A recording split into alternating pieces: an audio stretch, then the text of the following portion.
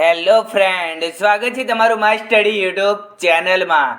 આજે આપણે એસએસસી જીડીની એક્ઝામને લગતા જીકે જીએસના 25 MCQ સોલ્વ કરીશું. તો શરૂઆત કરીએ પ્રથમ પ્રશ્નથી. મહાન સત્યાગ્રહનું નેતૃત્વ કોણે કર્યું હતું? મહાત્મા ગાંધીએ, ડૉક્ટર BR આંબેડકરે, આચાર્ય વિનોબા ભાવે કે બાલ ગંગાધર તિલકે? મહાન સત્યાગ્રહનું નેતૃત્વ કોણે કર્યું હતું? તો સાચો જવાબ છે ડૉક્ટર BR આંબેડકરે મહાન સત્યાગ્રહનું નેતૃત્વ કર્યું હતું. ભારત છોડો ચળવળના નેતાઓની ધરપકડ કરવા માટે બ્રિટિશ સરકારે શરૂ કરેલા ઓપરેશનનું નામ શું હતું? Operation red paste, operation zero hour, operation thunderbolt કે ઓપરેશન બ્લુ સ્ટાર? ભારત છોડો ચળવળના નેતાઓની ધરપકડ કરવા માટે બ્રિટિશ સરકારે શરૂ કરેલા ઓપરેશનનું નામ શું હતું? તો સાચો જવાબ છે ઓપરેશન ઝીરો અવર, જે ભારત છોડો ચળવળના નેતાઓની ધરપકડ કરવા માટેની બ્રિટિશ સરકાર દ્વારા શરૂ કરવામાં આવેલી ઓપરેશનનું નામ હતું. નીચેનામાંથી કોણે ખિલાફત આંદોલનનો મુખ્ય નેતાઓ હતા? સૈયદ અહમદ ખાન અને આગા ખાન, મોહમ્મદ અલી અને શૌકત અલી, મોહમ્મદ ઇકબાલ અને સલીમુલ્લાહ ખાન કે મોહમ્મદ અલી જીના અને સિકંદર હયાત ખાન? નીચેનામાંથી કોણ ખિલાફત આંદોલનના મુખ્ય નેતાઓ હતા?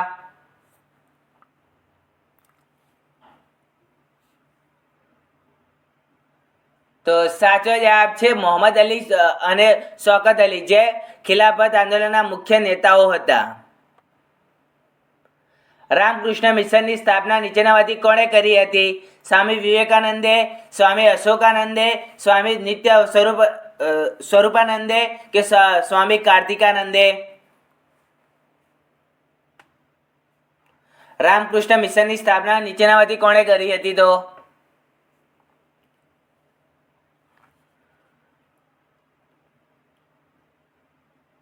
તો સાચો જવાબ છે સ્વામી વિવેકાનંદે, જેમણે રામકૃષ્ણ મિશનની સ્થાપના કરી હતી. ઉર્જાના સ્ત્રોતમાં ભારતમાં સૌથી વધુ ભંડાર શેનો છે? કોલસાનો, તેલનો, કુદરતી ગેસોનો કે અણુશક્તિનો? ઉર્જાના સ્ત્રોતોમાં ભારતમાં સૌથી વધુ ભંડાર શેનો છે? કે સૌથી વધુ ઉર્જા સ્ત્રોતોની માત્રા ભારતમાં શેની વધારે છે?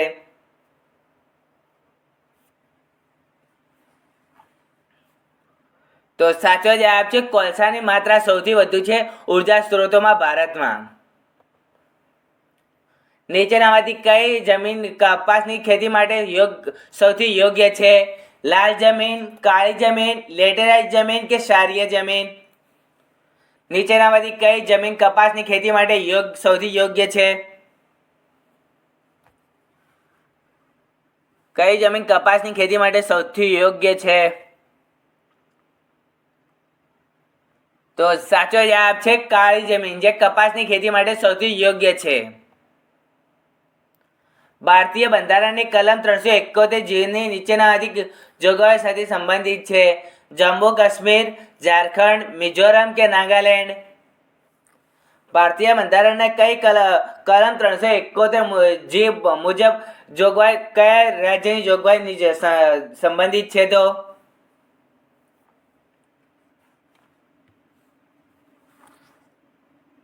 તો સાચો જવાબ છે મિઝોરમ, જે કલમ 371 જેના સાથે સંબંધિત છે.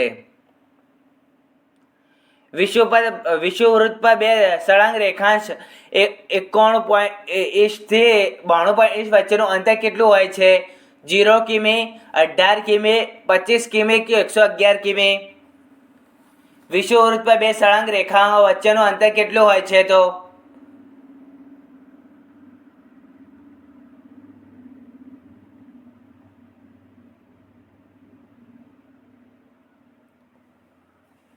તો સાચો જવાબ છે 111 કિમી હોય છે વિષુવવૃત્ત પર બે સળંગ રેખાંશો વચ્ચેનું અંતર.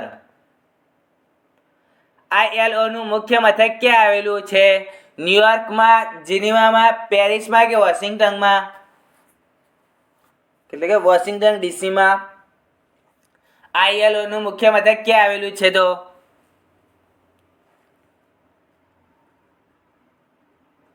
તો સાચો જવાબ છે જીનીવામાં આવેલું છે ILOનું મુખ્ય મથક. કયા ભારતીય નેતાને પંજાબ કેસરી તરીકે જાણીતા હતા? લાલા લજપત રાય, મૌલાના આઝાદ, રવિન્દ્રનાથ ટાગોર કે સરદાર વલ્લભભાઈ પટેલ? કયા ભારતીય નેતા પંજાબ કેસરી તરીકે જાણીતા હતા?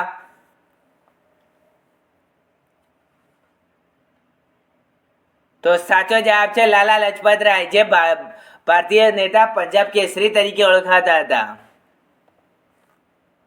હરિયાળી ક્રાંતિના કારણે શેના ત્યાં ઉત્પાદનમાં વધારો થયો છે?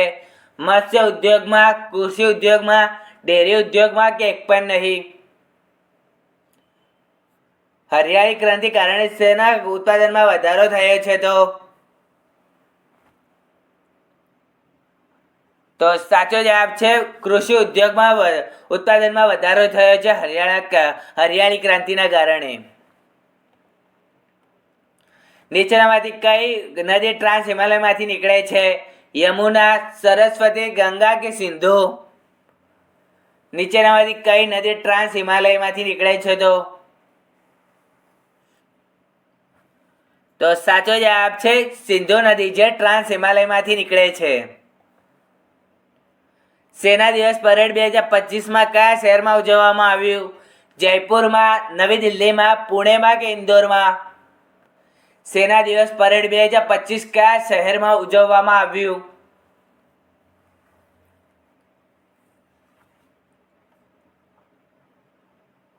તો સાચો જવાબ છે પુણેમાં, જે સેના દિવસ પરેડ 2025માં ઉજવવામાં આવ્યું.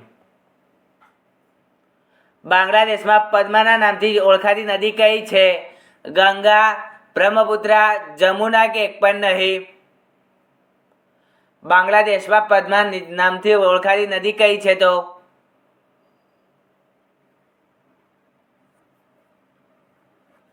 તો સાચો જવાબ છે ગંગા, જે બાંગ્લાદેશમાં પદ્માના નામથી ઓળખાય છે, જ્યારે બ્રહ્મપુત્રા એ જમુનાના નામથી ઓળખાય છે. ભારતીય બંધારણમાં સમવર્તી યાદીનો ખ્યાલ કોના બંધારણમાંથી લેવામાં આવ્યો છે? અમેરિકાના, જાપાનના, કેનેડાના કે ઓસ્ટ્રેલિયાના? ભારતીય બંધારણમાં સમવર્તી યાદીનો ખ્યાલ કોના બંધારણમાંથી લેવામાં આવ્યો છે?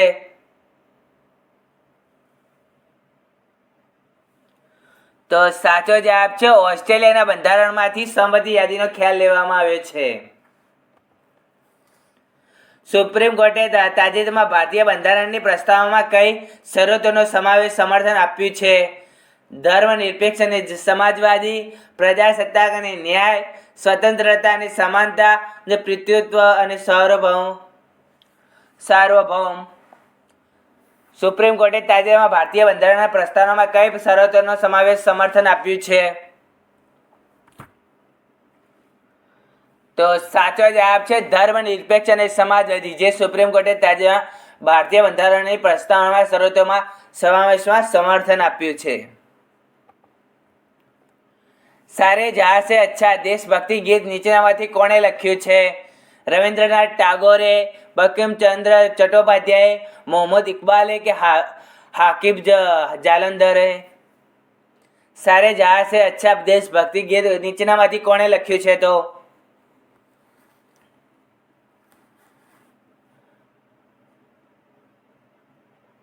તો સાચો જવાબ છે મોહમ્મદ ઇકબાલે, જેને સારે જહાં સે અચ્છા દેશભક્તિ ગીત લખ્યું છે. અને વંદે માતરમ અને જન મને ગણ એક કોણે લખ્યું છે તે કમેન્ટ કરીને કહો. જ્યારે મોગલોએ પહેલીવાર ભારતીય ભૂમિ પર આવ્યા ત્યારે નીચેનામાંથી દિલ્હીના સુલતાન કોણ હતા? અલાઉદ્દીન ખિલજી, જલાઉદ્દીન ફિરોઝ કે રજિયા કે બલબન? જ્યારે મોંગોલોએ પહેલીવાર ભારતીય ભૂમિ પર આવ્યા ત્યારે નીચેનામાંથી દિલ્હીના સુલતાન કોણ હતા? તો સાચો જવાબ છે અલાઉદ્દીન ખિલજી હતા, જ્યારે મોંગોલોએ પહેલીવાર ભારતીય ભૂમિ પર આવ્યા હતા ત્યારે દિલ્હીના સુલતાન. મુગલ કાળ દરમિયાન મીર બખ્શની મુખ્ય જવાબદારી શું હતી? આવક અને ખર્ચ, લશ્કરી વિભાગ, મહેસૂલી વિભાગ કે એક પણ નહીં? મુગલ કાળ દરમિયાન મીર બખ્શની મુખ્ય જવાબદારી શું હતી?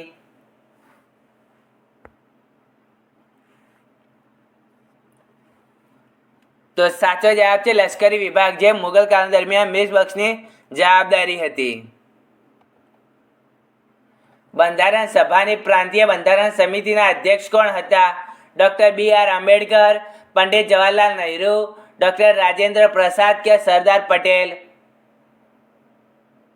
જ્યારે અંગ્રેજો જતા રહ્યા તે પછી પ્રાંતીય બંધારણ સમિતિના અધ્યક્ષ કોણ હતા? તો સાચો જવાબ છે સરદાર વલ્લભભાઈ પટેલ, જે બંધારણ સભાની પ્રાંતીય બંધારણ સમિતિના અધ્યક્ષ હતા. સૌથી તેજસ્વી ગ્રહ કયો છે? મંગળ, બુધ, શનિ કે શુક્ર? સૌથી તેજસ્વી ગ્રહ કયો છે? તો સાચો જવાબ છે શુક્ર, જે સૌથી તેજસ્વી ગ્રહ છે. આંતરરાષ્ટ્રીય પ્રવાસન માટેની 12મી આવૃત્તિ કયા રાજ્યમાં યોજાઈ રહી છે? સિક્કિમમાં, આસામમાં, મધ્યપ્રદેશમાં કે મહારાષ્ટ્રમાં? આંતરરાષ્ટ્રીય પ્રવાસન માટે 12મી આવૃત્તિ કયા રાજ્યમાં યોજાઈ રહી છે? તો સાચો જવાબ છે આસામમાં, જે આંતરરાષ્ટ્રીય પ્રવાસન માટે 12મી આવૃત્તિ યોજાઈ રહી છે. નીચેનામાંથી કયા રાજ્યમાં સૌથી વધુ આદિવાસીઓ છે? બિહારમાં, મણિપુરમાં, ગુજરાતમાં કે મધ્યપ્રદેશમાં? કયા રાજ્યમાં સૌથી વધુ આદિવાસીઓ છે? તો સાચો જવાબ છે મધ્યપ્રદેશમાં, જ્યાં સૌથી વધુ આદિવાસીઓ છે.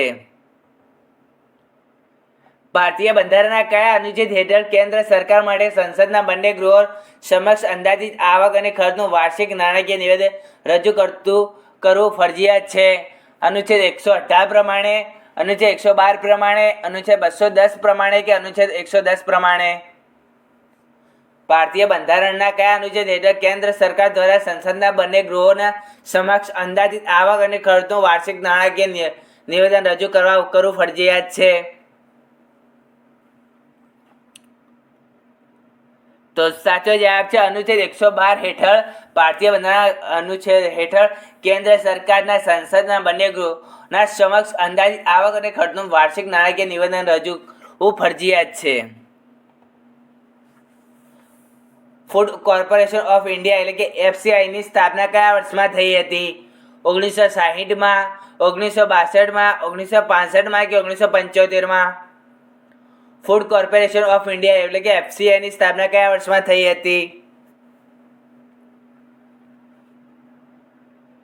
તો સાચો જવાબ છે 1965માં ફૂડ કોર્પોરેશન ઓફ ઇન્ડિયા એટલે કે FCIની સ્થાપના થઈ હતી.